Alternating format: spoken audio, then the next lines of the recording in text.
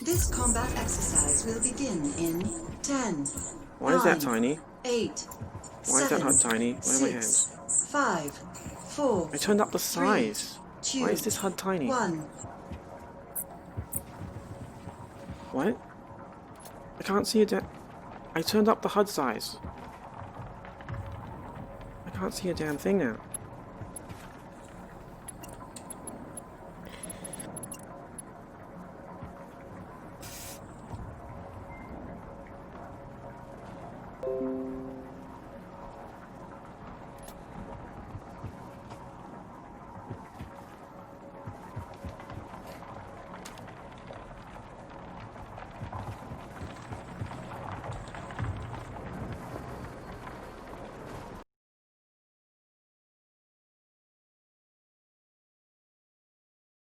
Now, if you're wondering what just happened, that was not a bug in the video.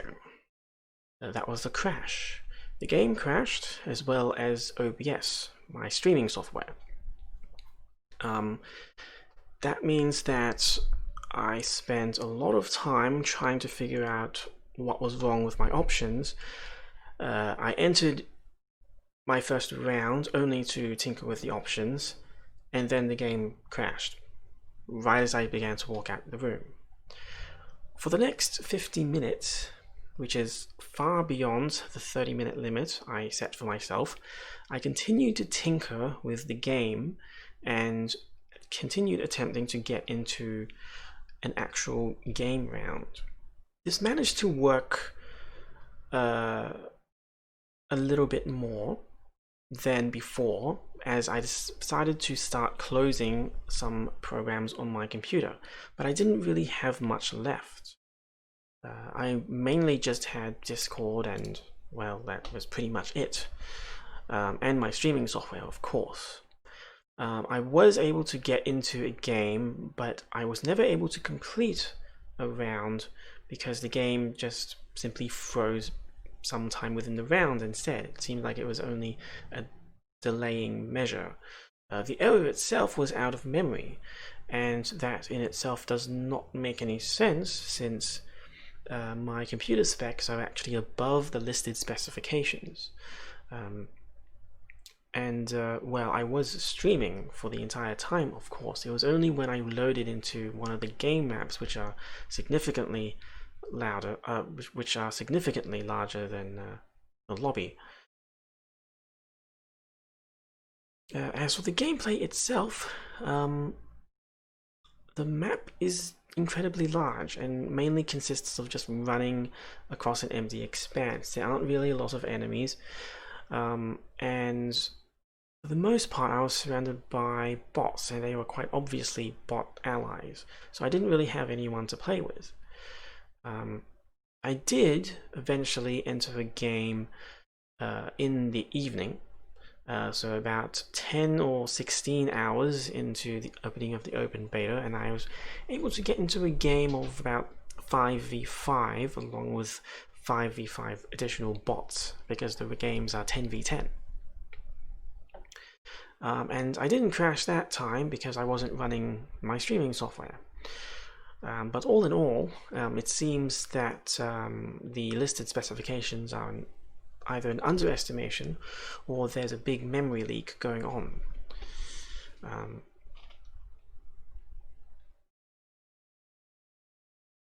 Now, in that short time of me playing the game, I ended up just running into more issues. I didn't record what happened in the night, of course, so this is really just me. This footage here is really just me tinkering with the game in the immediate hour after the first crash, and there's another crash there. But all in all, I would say that this game is clearly not ready for release state. It's clearly not what I would call an open beta.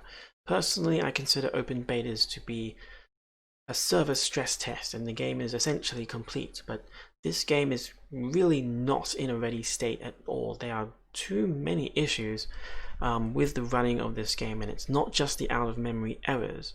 There are some fairly serious motion sickness issues that I found within the first 10 minutes of me entering the game, with that weird involuntary movement.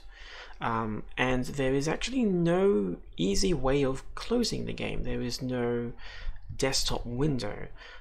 If the hardware load is high enough, the Oculus menu will refuse to load or even shut down, which means that you have to actually turn off the game through the task manager. And there's also a few other issues with the audio and visual design which actually seem to contribute to nausea, and well, some of them are known to cause nausea. I don't want to go into that much detail though, because, well, this is really just an improvised summary of what happened in the ensuing hour. But all in all, I really think that this game is really not ready for any kind of release. All I can really say is that I can't really recommend this game at all, as much as it pains me to say it. I really would prefer if I could just give a candid 30-minute first impressions, but it seems like that is not to be the case.